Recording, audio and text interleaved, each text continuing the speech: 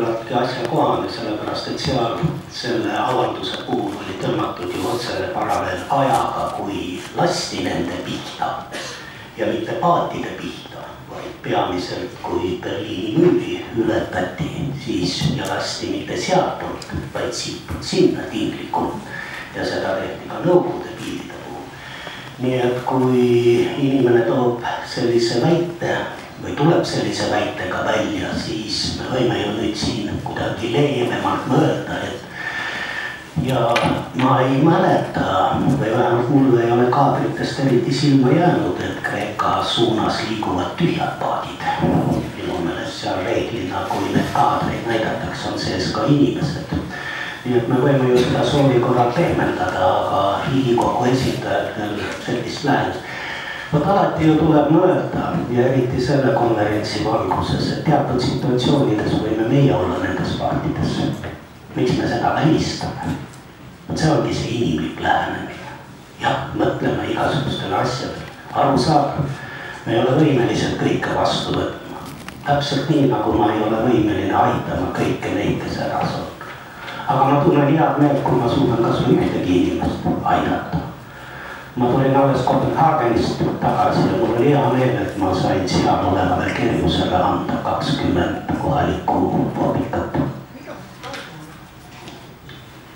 Sellele võiks head meelt tunda. Mego.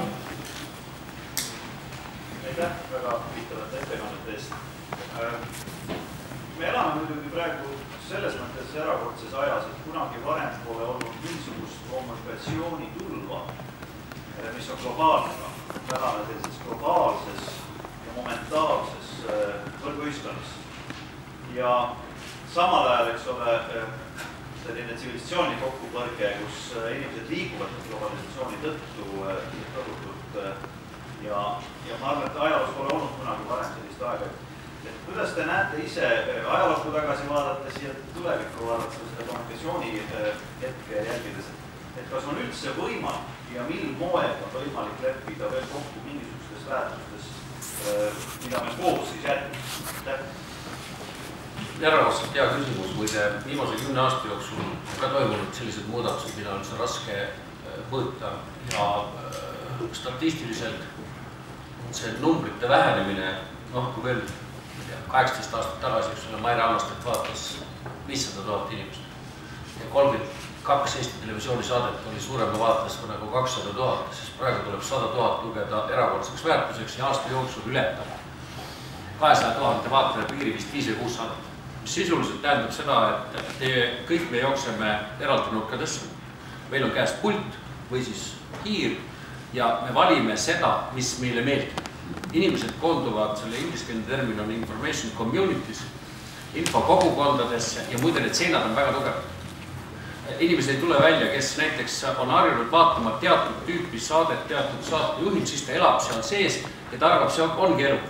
Ja siis teatud meediaväljaannete puhul toimub sõnalises mõttes lähenemine. Ma ei taha öelda, mis, eks ole, näiteks üks telekanal, üks ajaleht, seal on enam-vähem ühtesuguste huvidega inimesed. Ja mis tähendab, et nende seinte murdmine nõuab kas erakordselt sündmusi, erakordselt hirmu või erakordselt isegi enam väga hästi kirjutamisest või tegemisest ei piisa, peab olema soovitavalt geniaalne. Tähendab, see peab ikkagi tase selleks, et murda läbi praegusel ajal järjest suuremate ja inimeste gruppide juurde nõuab palju suuremat kirjutamise meisterlikkust kui varem. Näiteks kirjutamise kohalt, kui ma konkreetselt räägin, samuti televisioonis. Ehk sa pead ära tunnetama, või nagu ütles Juhan Peegel meile, et sa pead austama oma rahva muret ja rõõmu. Me kui ülikoolis õppisime. Stagnaaritus muidu üks ilusa lause. Et see, kes mõistab seda südamevalu ja oskab selle leida õige sõna, ja seda veneetiliselt, siis sellel on võimalus teistel. Siis on juba populism. Ja see on probleem ka sellest võimu aspektis, sest tõesti, kui me meenutame kas või seda aega, mis kunagi oli ja mõtleme sellele kultuuriruumile, kui ilmus üks hea loomingu raamatukogu või Soome televisioon näitas meile õhtul Bergmani maasika välja, siis me olime ju kõik seda näinud, me olime kõik seda lugenud, me olime kõik nagu üks tervik. Ja kui isegi oli tinglikult opositsiooniline kultuuriruum, võtame Paul-Erik Rummo ükstas kõik näitena, siis võim pidi ju arvestama nende inimestega. Need olid võimu jaoks ikkagi mingis mõttes autoriteedid. Siis tänapäeva killustatud maailmas sellist vaimu, terviklikku vaimu, millest me tunneme puudust, kes kriitilises situatsioonis, kui see protsent läheneb 50-le, võiks midagi öelda, kellega võim peaks nagu arvestama, seda ju ei ole. Ja seda ei saagi väga paljus olla. Võt need arvud, millest sa rääkisid, seda ju meile näitavad. Raamatude tiraažid meile seda näitavad ja nii edasi. Vaim on killustunud ja võimul on seda lihtsam manipuleerida kõikide nende ülejäänutega, kelle puudub adressaat kui vaim.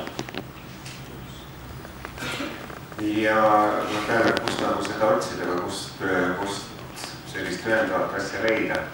Et kui vaadata nagu ajalugu, siis see on selles suhtes huvitav, et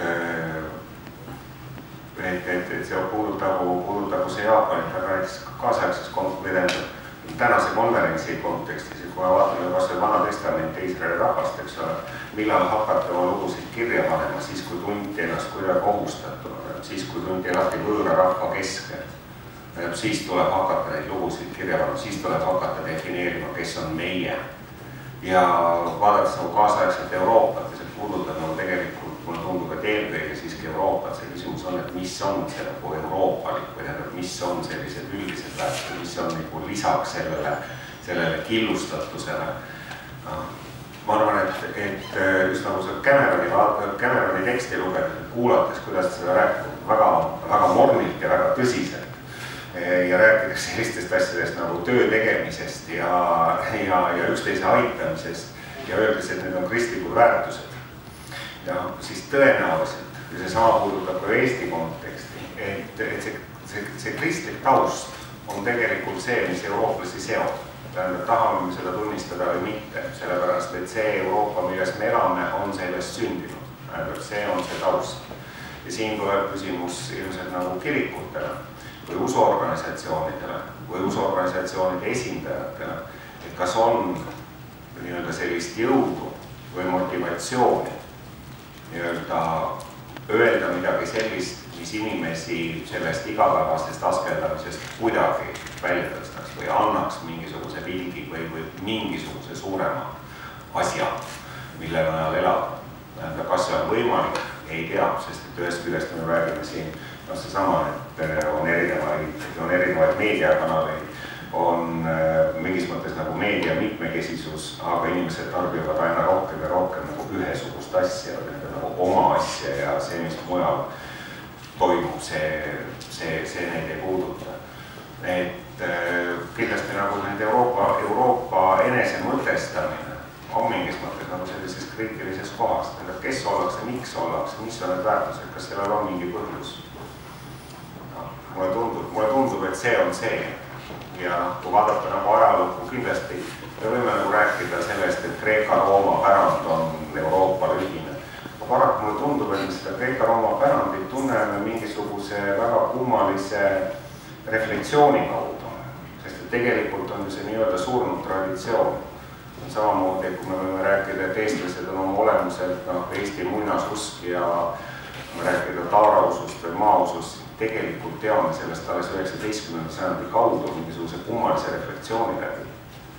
See, mis on, aga see, mis elab või mis on nagu kannud, et see on paraku või mitte paraku kristlik traditsioon. Aitäh! Me jõuame vähemalt ühe hea küsimuse veel. Joonas, ole hea. Ma tahaks Ringo selle mõttega veel korra haakida, ma ei tea, ilmselt ei ole mind kuulda hästi, aga... Tule siia. Sinna ette osa. Selle ühisnimetaja kohta, mis sa välja tõid, et sa ütlesid, et Kreeka ja Rooma pärand, et see on võib-olla sellises mingis romantistlikus peeglis meieni jõudnud ja meil väga vähestel inimestel on nagu otse sidet siis kas ladina või kreeka pärandiga, sest me ei oska keelt. Ja see nõuab erilist pingutust selle keelega uuesti kontakt saavutada. Aga kas selles mõttes, kui me natuke läheme näiteks kreeka keele juurde või ladina keele juurde, mida me märkame? Märkame seda, et me tegelikult ju räägime selles samas keeles peaaegu. Meie selline põhiline abstraktne sõnavara ja võib-olla mingisugune selline olemise kogemus ja olemise kogemusest pärinev sõnavara on kreekast ja ladinast pärit. Et kas ei oleks üks võimalus siiski kiirelt tagasi tuua vana kreeka keele õppimine, ladina keele õppimine ja saavutada nagu selles mõttes see suur kanal, mis Euroopa kanal nagu tagasi kätte, et mingis mõttes ta nendes keeltes see vaim ju nagu eksisteerib, et kiirelt veel kanalite peale ennast viia, et natukene seda haridust veel kultiveerida. Siuke väike repliik või küsimus, võib-olla sa midagi tahad öelda? Ja kindlasti see on hea mõte. Igasugune õppimine on hea tegevus ja keele õppimine on kindlasti nagu lisaperspektiiv ja kõike muud. Aga selle jutuga seoses meenub mulle üks asi. Nimelt üks hea tuttav, kellel ei ole religiooniga mitte mingisugust seost, aga rändab väga palju maailmast ringi ja siis ta ühel hetkel ütles, et kui ta käest küsitakse, kes sa oled, teistest maadest küsitakse, mis usku sa oled, siis nüüd ta vastab, et ta on kristlane. Sellepärast, et kristlusega mingit seost ei ole, aga ta peab jõulusid, ülestõusmispühasid, tähendab, et see on nagu see, mille kaudu ta suudab ennast suhestada. Tähendab sellised, et see on see, mis talle identiteedi annab ja siis saavad kõik aru, millega tegemist on või kellega tegemist. Keele õppimine tuleb kindlasti kasuks, aga see seos on tegelikult hoopis tugevam, kui ta esmapilgul paistab, sellepärast, et me mõtleme nii, nagu hakkasid vist esmakordselt mõtlema kunagi kreeklased. Ja me endale ei anna arvu, et kui me oleme kaubamajas ja valime endale uusi rõivaid, siis me mingis mõttes meie arusaamad ilust tulenevad kõik sealt, kogu see filosoofia, kogu mõtlemine, kogu loogika, see, kas see